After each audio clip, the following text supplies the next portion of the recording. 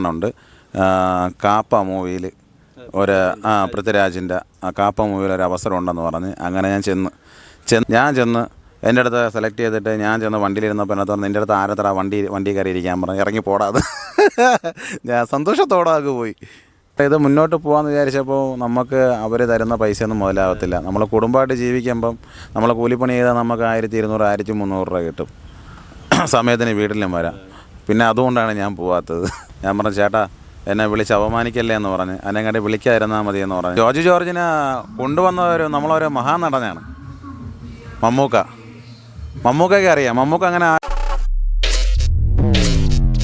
ഇപ്പം മുതലായിരുന്നു ഈ ജൂനിയർ ആർട്ടിസ്റ്റായിട്ട് പോകണം അല്ലെങ്കിൽ അതിനോടൊരു ഇഷ്ടം തോന്നിയത് ഞാൻ ഇങ്ങനെ റീൽസൊക്കെ ചെയ്തപ്പോൾ എല്ലാവരും എന്നെ സപ്പോർട്ട് ചെയ്യാറുണ്ടായിരുന്നു. അപ്പോൾ നമ്മുടെ നാട്ടിലൊക്കെ എല്ലാവരും സപ്പോർട്ട് ചെയ്യുന്ന റീൽസൊക്കെ കണ്ടിട്ട് അപ്പോൾ നിന്നൊരു കലാകാരനുണ്ടെന്ന് പറഞ്ഞു.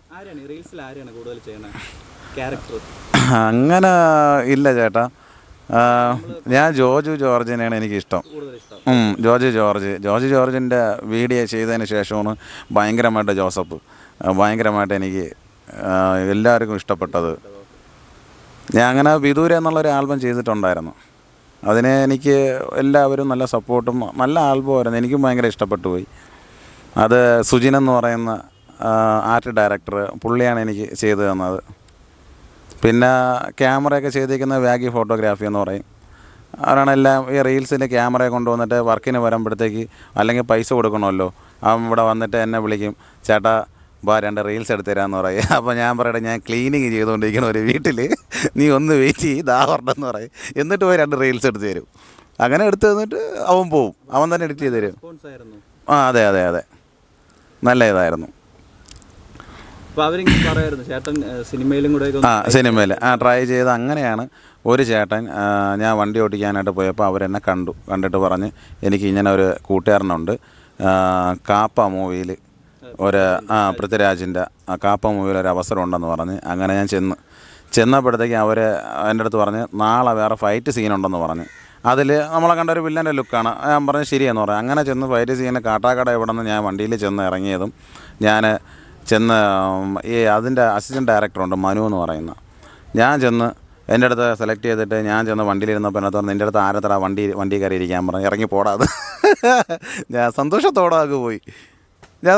പിന്നീട് വീണ്ടും എന്നെ വിളിച്ച് അങ്ങനെ പോയപ്പോൾ പൃഥ്വിരാജിനെ ഞാൻ കാണുന്നത്.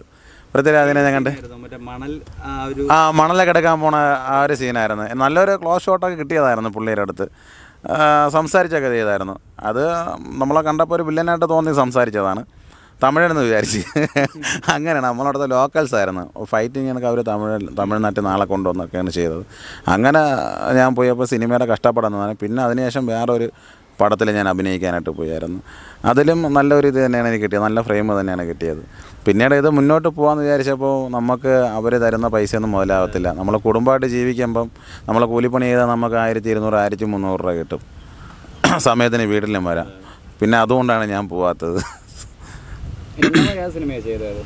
രണ്ടാമത് ആ മൂവിയുടെ പടം എനിക്കറിയില്ല. ഒരു പഴയ മോഡൽ സിനിമയാണ്. മോഹൻലാലിനെയൊക്കെ വെച്ച് ചെയ്തിട്ട് ഒരു ഡയറക്ടർ ചെയ്തതാണ്. എനിക്ക് പുള്ളിയുടെ പേരറിയില്ല. ഈ കാപ്പയിൽ അങ്ങനെ അനുഭവം ഉണ്ടായപ്പം ഒന്നും പറയാതെ പോവുകയാണോ ചെയ്തത് സാധാരണ രീതിയിൽ?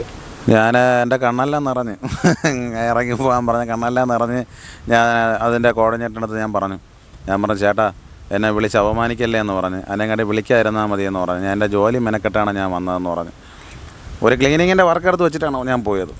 പിന്നീട് എനിക്കൊരു 6 ദിവസം ഷൂട്ടിംഗ് ഉണ്ടായിരുന്നു ബാലരാമപുരത്ത്. അങ്ങനെ പൃഥ്വിരാജുവിൻ്റെ ഫൈറ്റ് സീനിന് വരുന്നത്. അങ്ങനെ ചെന്ന് എരിയണം വെയിലത്താണ് നിന്നത്. സത്യം പറഞ്ഞ് എല്ലാവരും ഇഞ്ഞ് വരി, ചായയും കടിയും കുടിച്ചവരൊക്കെ എല്ലാം ഇഞ്ഞ് വരി, ഇഞ്ഞ് പോയി ഇരിക്കും. ജൂനിയേഴ്സെല്ലാം ഇഞ്ഞ് കയറി വരി, പോയി ഇരിക്കൂ. ഗതികേട് അല്ലാത്ത പറയേ. പറഞ്ഞ ജോജി ചേട്ടനൊക്കെ ഇതുപോലെ ഒരുപാട് വർഷം ജൂനിയർ ആർട്ടിസ്റ്റായിട്ട് നിന്ന് തൻ്റെ കഴിവ് തെളിയിച്ചാണ് ഇപ്പോൾ കാണുന്ന ജോസഫ് ആയാലും ആൻ്റണി ആയാലും മലയാള സിനിമയിൽ ഇപ്പോൾ ഒരു പടം ഡയറക്ടർ ചെയ്ത് കഴിഞ്ഞു.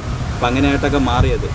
അതെ, ഞാൻ ചേട്ടൻ പറഞ്ഞ ജോജി ചേട്ടൻ അതേ രീതിയിൽ കയറി വരാനുള്ള പ്ലാനിങ്ങിലായിരുന്നു. അപ്പോൾ ജോർജ് ജോർജിൻ്റെ പടങ്ങളെല്ലാം ഹിറ്റാണ്. പക്ഷെ ജോർജ് ജോർജിനെ കൊണ്ടുവന്നവർ നമ്മളൊരു മഹാനടനാണ് മമ്മൂക്കയ്ക്ക് അറിയാം. മമ്മൂക്ക അങ്ങനെ ആരുടെടുത്തും അങ്ങനെ സംസാരിക്കാറില്ല. പക്ഷേ മമ്മൂക്കയുടെ ആ ഒരു വലിയ മനസ്സിന് അത് സമ്മതിച്ചാലേ പറ്റുള്ളൂ. ആ ദൈവത്തിനോട് നന്ദി പറയണം. ജോർജ് ജോർജിനെ കൊണ്ടുവന്നത്.